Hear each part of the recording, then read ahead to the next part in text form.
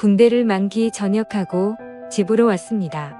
군대에 가기 전엔 다른 집이었는데 제가 군 생활을 하던 사이 또 다른 곳으로 이사를 했더군요. 저는 어머니가 보낸 주소를 받아들고 새로운 집으로 이사한 제 가족이 있는 보금자리를 겨우 찾아왔습니다. 이번 이사만 벌써 12번째네요. 정말 지긋지긋합니다. 엄마와 동생들은 마침 이사 마무리 작업 중이더군요. 엄마와 두 동생이 무지 고생했네요. 냉장고부터 각종 가구가 일이 무거운데 말이죠. 저희 식구는 아버지의 사업이 망해 가지고 있던 아파트와 모든 재산을 은행에 빼앗긴 채 하루아침에 차가운 거리에 앉았습니다. 그게 벌써 3년 전 일이었고 이젠 빚은 없었습니다. 다만 우리 식구 안락하게 지낼 온전한 집이 없다는 게 가장 큰 문제였지요. 마침 오늘은 아버지의 기일이기도 했습니다. 아버지의 기일이자 저의 만기 전역 날이었지요. 그런데 집에 오자마자 소란스러운 소리가 들렸습니다. 바로 주인댁 아저씨였습니다. 얼굴을 보니 인상부터가 상당히 험악했지요. 별로 마음에 들진 않았습니다. 주인댁 아저씨는 저희가 이사 오면서 멀쩡했던 대문이 파손됐으니 이를 저희에게 변상하라고 우겨댔습니다. 제가 뭐라 설명을 해도 멍청한 속이에 격릴지더군요. 그것도 아무런 증거도 없이 막무가내로 우리에게 덮어씌우니 참으로 답답했습니다. 원래부터가 이랬는데 말이죠. 저는 가뜩이나 아버지가 없는 것도 서러운데 하지 않은 일을 했다는 오해까지 받으니 저녁 첫날부터 기분이 별로였습니다. 그래도 어쩌겠습니까? 저는 첫날부터 주인 집과 마찰을 빚고 싶지 않아 변상하며 좋게 지내자던 어머니의 의견을 따르기로 했습니다. 그렇게 그 재수 없는 집에서 한 달이 지났을까요? 어느 날 주인집 딸내미와 마주쳤습니다. 이곳 주인집 아저씨에게 저와 비슷한 나이를 가진 자식이 있었다는 사실을 저는 오늘 처음 알았습니다.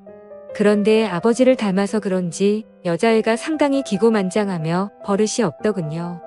세입자 주제에 왜 정문을 사용하냐며 혼잣말로 짜증을 내는 겁니다.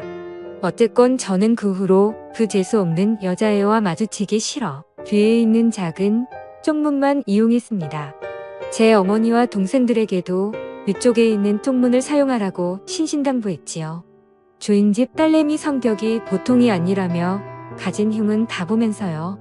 마음 같아서는 제 앞주머니로 따끔히 교육하고 싶었으나 참았습니다. 주인집 딸내미 잘못 건드렸다가 무슨 사단이 일어날지 몰랐습니다. 그러던 어느 날이었습니다. 저는 그토록 들어가고 싶었던 대기업에 운이 좋게 취직하게 되었습니다. 그런데 그곳에서 주인집 딸내미를 보았지요. 알고 보니 주인집 딸내미는 저와 입사 동기였습니다.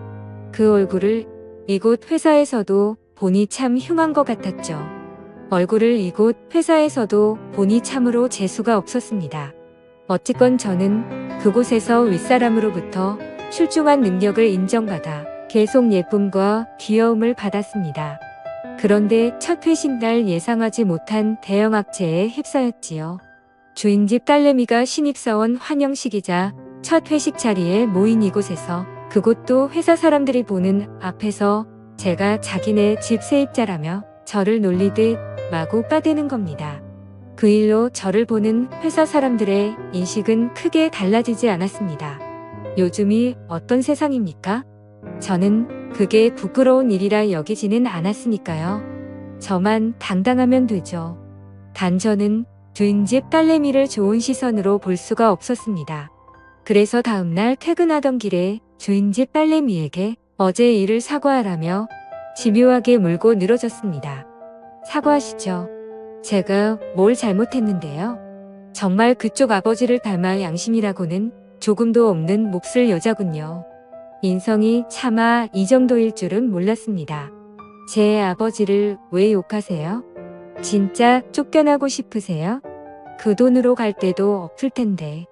능력이 안 되니 뒤에서 까는 거죠. 당신 같은 여자 많이 봤어. 실력은 없는데 질투는 많고 열등감은 높지. 게다가 밝히기는 얼마나 밝힐까. 제 말을 듣고 있던 주인집 딸내미는 제 말에 화가 났던지 손을 치켜 세우며 저를 때리려고 하더군요. 저를 보는 그 눈빛이 얼마나 매섭던지 소름 끼쳤습니다. 엄마도 저는 때리지 않고 어려서부터 오냐오냐 키웠습니다. 그런데 집 하나 있다는 이유로 손을 치켜 세우며 저를 때리려고 하니 저는 주인집 딸내미 손목을 붙잡고선 그저 거만하게 웃었지요. 그러자 주인집 딸내미가 이건 오우라며 화를 내더니 급기야 제 얼굴에 침까지 뱉는 겁니다. 저는 그때 속으로 얘를 어떻게 할까 고민했습니다. 저도 주인집 딸내미 얼굴에 침을 뱉고 윙크를 날리며 배로 깎아주었지요. 그리고 제 앞주머니만 대놓고 주물렀습니다. 그리고선 이렇게 말했지요. 주인, 아저씨한테 말하라고 말입니다. 당장에 방을 빼겠다고 진짜로 당당하게 나갔습니다. 아마도 수치스러웠을 겁니다. 사실 이 돈으로 아직 갈 곳은 없었으나 대기업에 취직했으니 은행 대출을 받아 다른 곳으로 가면 됐을 일입니다. 저는 제 어머니와 동생들을 그런 집에 살게 하고 싶지는 않았습니다. 어쨌건 그 일이 있던 후 어느 늦은 밤 골목길을 지나 집으로 가는데 어디선가 공경에 처해 도와달라는 어느 젊은 여자의 목소리가 들리는 겁니다. 저는 도움의 목소리가 들리는 곳으로 발길을 옮겨보니 주인집 딸내미가 건장한 어느 남자에게 가로막혀 벌벌 떨고만 있는 광경과 마주했지요. 저는 주인집 딸내미를 외면하고 싶었으나 미운 정도 정이라며 그냥 지나칠 수가 없어 무슨 일이냐며 모른 채 성큼성큼 다가갔습니다. 주인집 딸내미 말로는 얼마 전 지인 소개로 만나게 된 남자인데 최근까지 연락처를 주고받으며 지내다가 며칠 전 직접 만났는데 막상 만나보니 별로라 그만 보자 했다가 이런 동변을 당하게 되었다고 듣게 되었습니다. 저는 그 남자에게 아무런 사이도 아니면 그냥 갈 길 가라는 소리만 듣게 되었고 저는 마지못해 이 여자와 결혼을 약속한 약혼자라고 거짓말하다가 경찰에 신고하기 전에 꺼지라는 경고까지 날렸습니다. 그렇게 주인집 딸내미는 저희 도움으로 위기에서 벗어났고 그 일이 있던 후 저와 그녀는 회사에서 부쩍 가까워졌습니다. 그래도 서먹하기는 마찬가지였죠. 그러던 어느 날이었습니다. 퇴근하려는데 붉은 소나기가 내리더군요. 주인집 딸내미는 우산을 챙겨왔는데 저는 우산이 없었습니다.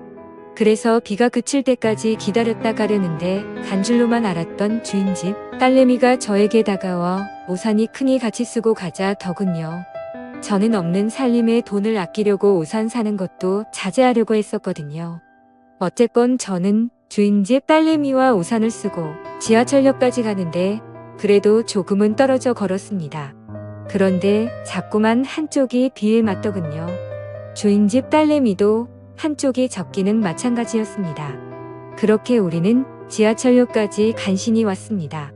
그런데 한쪽이 젖은 주인집 딸내미를 보니 은밀한 옷이 다 보이는 겁니다. 저는 낯뜨거워 시선을 자꾸만 내리는데 이런 저를 보며 주인집 딸내미가 웃더군요. 귀엽다면서요. 어쨌건 우리는 지하철을 타고 집으로 왔고 그 일이 있던 후 우리는 출근도 함께하고 퇴근도 함께하는 친구가 되었지요. 어쩌다 보니 그렇게 되었습니다. 그래도 주인집 딸과 세입자 아들이란 점은 변하지 않았습니다. 어느 날 주인집 딸내미가 술이나 한잔하자더군요. 그러면서 어느 정도 술이 들어가니 호프집에서 저에게 이러는 겁니다.